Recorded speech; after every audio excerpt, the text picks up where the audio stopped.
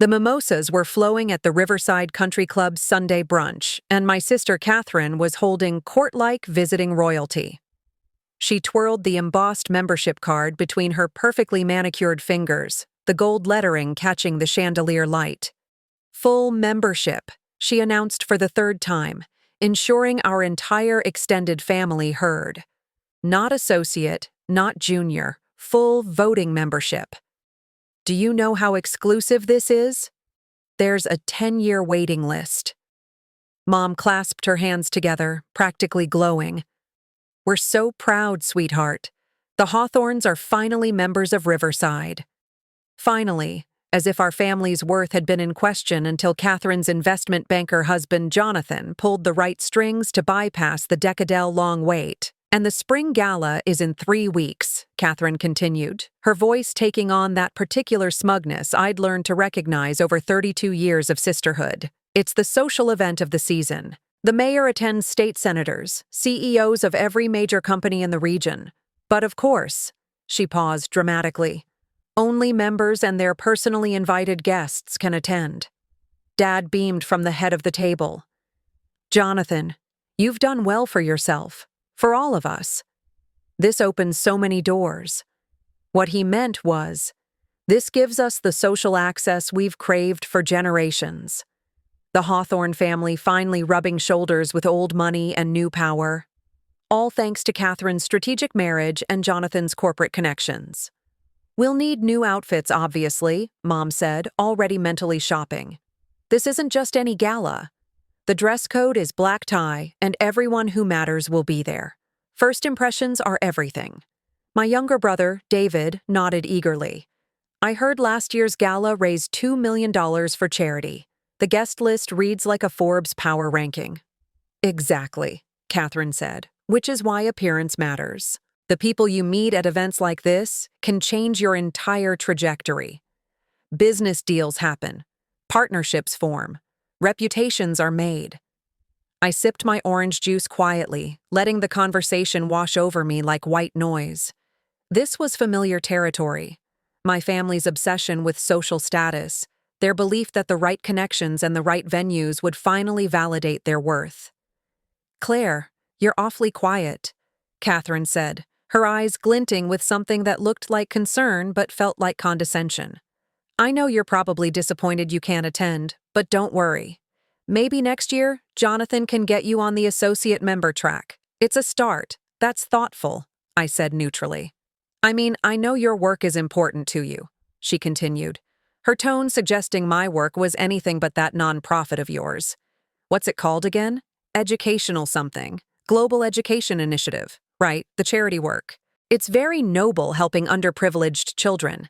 But unfortunately, the gala is really for people in the business and political sectors.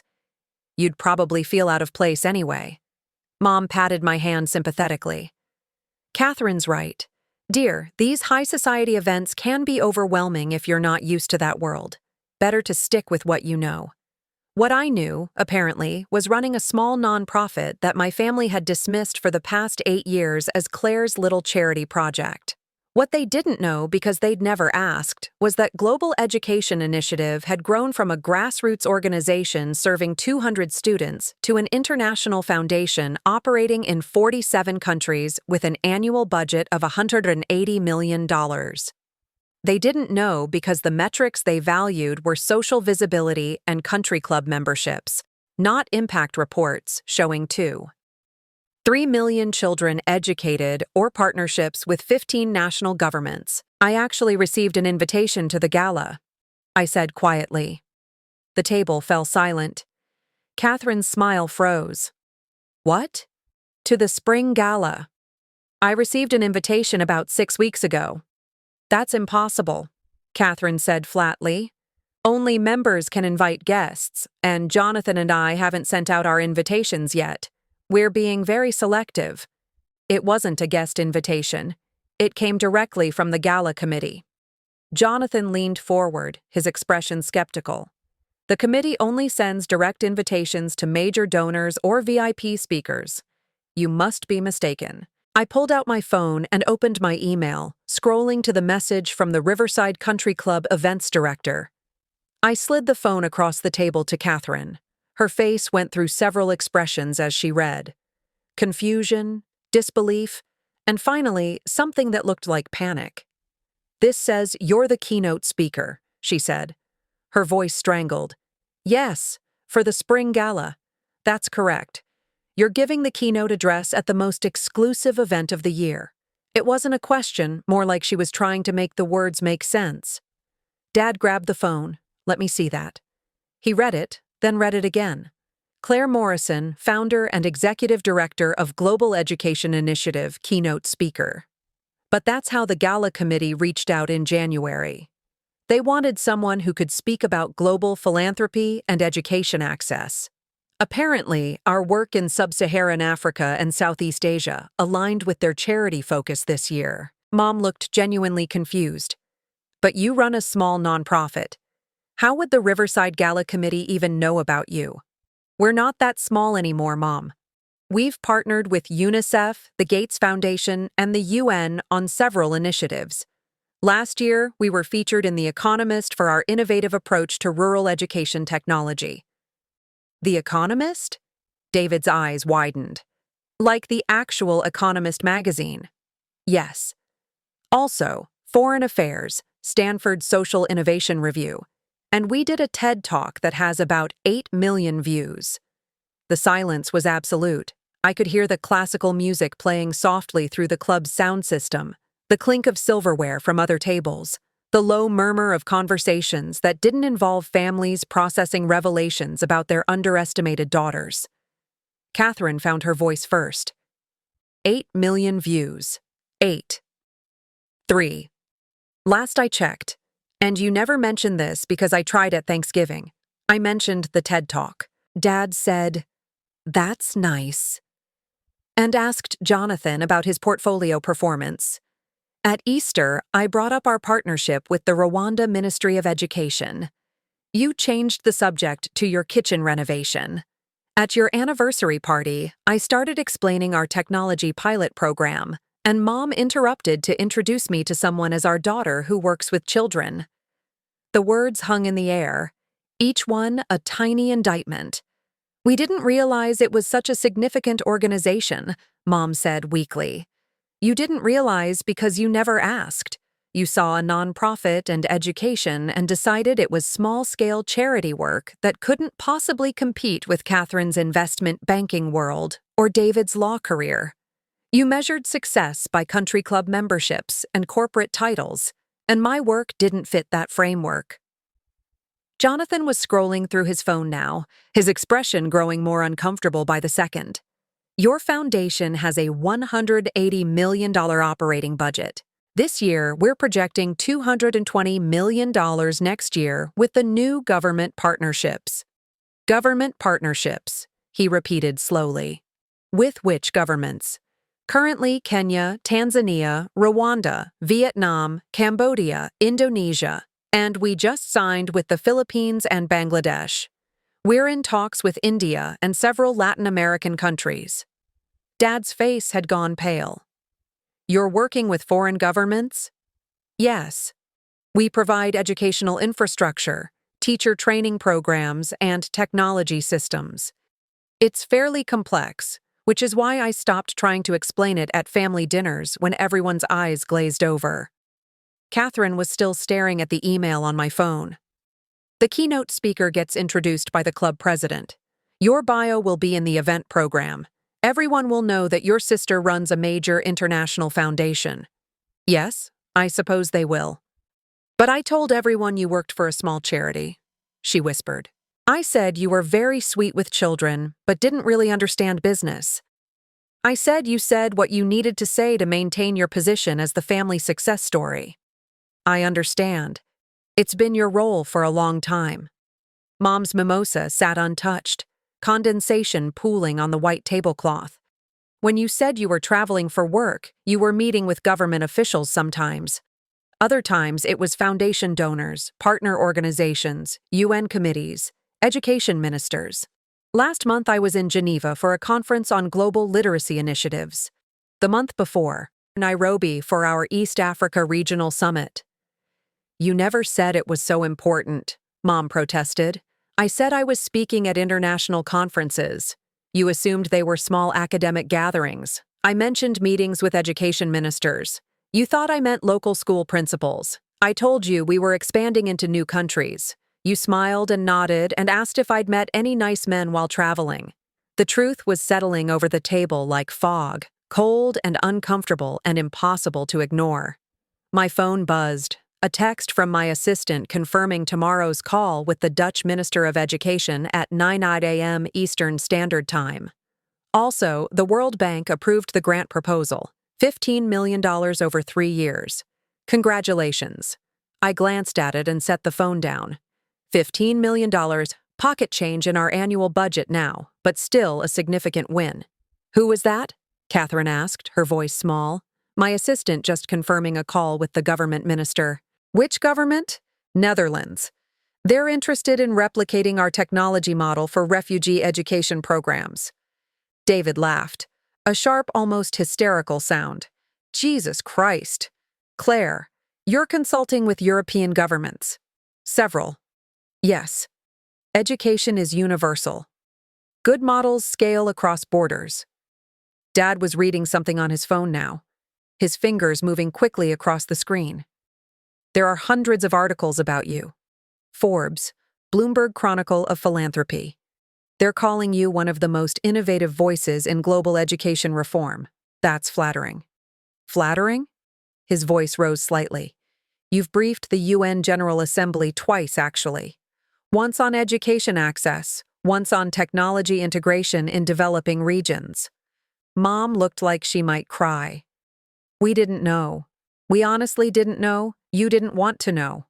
My work didn't come with a country club membership or a corner office or things you could brag about at dinner parties. So you dismissed it as charity work and moved on to topics you found more impressive. Jonathan was still scrolling, his face growing redder. You've raised over $400 million in funding since founding the organization. $460 million? But who's counting? I manage a $200 million portfolio and thought I was doing well. You are doing well, I said. Honestly, your work is impressive, but so is mine. The difference is your family celebrated your achievements while mine overlooked them because they didn't understand them. Catherine's hands were shaking slightly.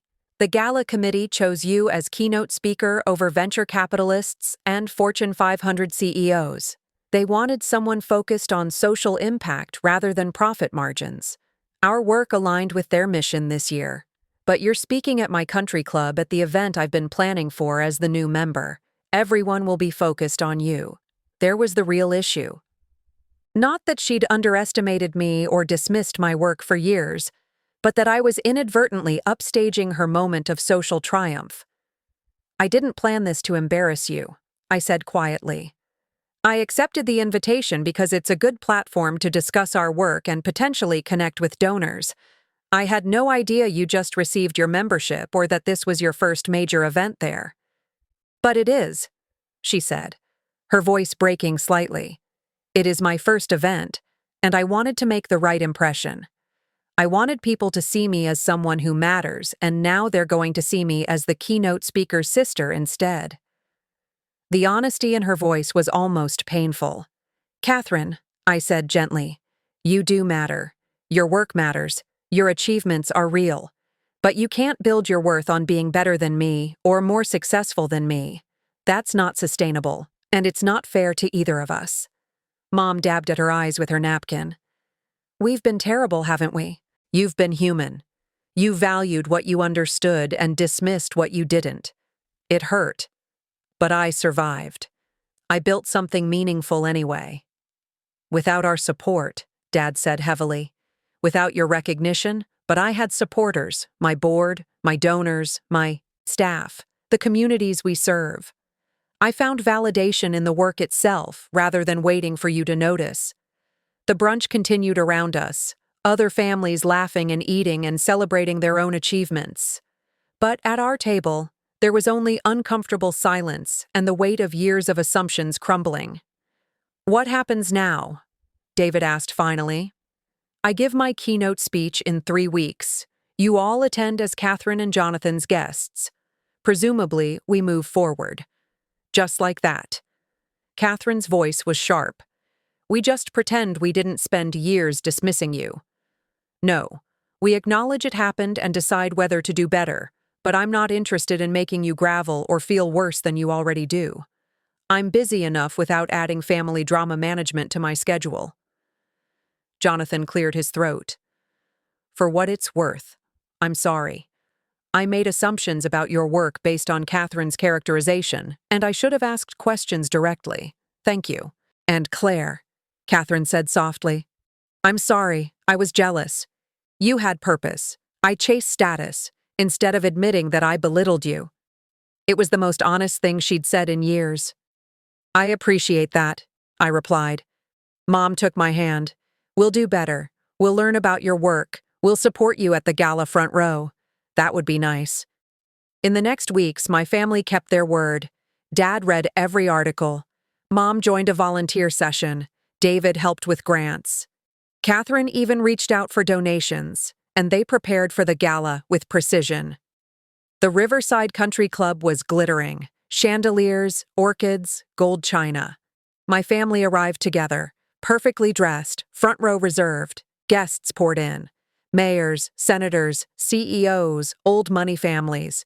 This was Catherine's world, but tonight she wasn't the star. Backstage, the president greeted me. Your work is inspiring. So many wanted your speech earlier. Even the Dutch consulate is here for you. Thank you, I said, hoping my family was proud. Dinner passed in a blur of introductions and networking. When I glanced at Catherine, she smiled, but tension showed in her eyes. Then it was time. The president introduced me with glowing praise. I stepped on stage. I spoke about the journey from a small apartment to reaching 3 million children in 47 countries. I said, success isn't about validation, it's about impact. I chose to keep building even when those close to me didn't understand. Catherine cried in the front row. I told stories. The Kenyan girl who became a programmer, the Cambodian teacher who trained 50 more, the Tanzanian village that built a school. The room was moved to tears. The ovation lasted 3 minutes. Afterward, donors pledged millions. Officials requested meetings. The Dutch invited me to Amsterdam. But the moment that mattered most, Catherine found me. Your speech was beautiful. I'm sorry I didn't see it before. Thank you. He gave me a $50,000 check for my initiative. It's a start. Jonathan and I will be recurring donors. I've set up meetings for partnerships too. I hugged her. I'm proud of you, she whispered. Proud to be your sister. Mom, Dad, and David joined, all admitting they had failed me, but promising to do better. That night, my family used their connections to support my cause instead of chasing status. As we left, Catherine linked arms with me. Next year, when you keynote again, I'll cheer the loudest, or maybe join me on stage, I said. She stopped. Really? Why not? We're family. We should build each other up. The spring gala, once Catherine's dream, became something else. The night my family finally understood real success.